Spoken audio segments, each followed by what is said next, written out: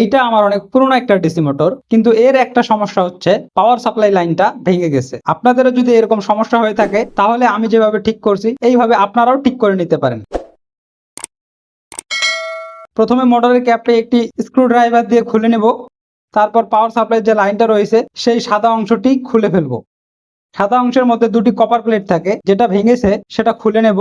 এরপর একটি তার নিয়ে প্লেটের মতো আকারে কেটে নেব এবং যেখানটায় প্লেট ছিল সেইখানেই ওই তারটি লাগিয়ে দেব। এরপর উপর দিয়ে কপারের প্লেটটিও বসিয়ে দেব। ব্যাস, কাজ শেষ। যদি কপারের প্লেট নাও থাকে, শুধু তার দিয়েও এটা ঠিকঠাক কাজ করবে। এরপর ক্যাপটি আবার লাগিয়ে দুই পাশ দিয়ে ভালোভাবে টাইট করে দেব। বন্ধুরা, একটা ভিডিও তৈরি করতে অনেক কষ্ট ও সময়ের প্রয়োজন হয়, তাই যারা ইতিমধ্যে সাবস্ক্রাইব করেছেন আপনাদেরকে অনেক ধন্যবাদ, আর যারা এখনো করেনি তারা এখনই সাবস্ক্রাইব করে ফেলুন। এরপর ফ্যান লাগিয়ে যখন 3.7 ভোল্ট সাপ্লাই দিলাম, মোটরটি আবার আগের মতো সুন্দরভাবে ঘুরতে শুরু করলো।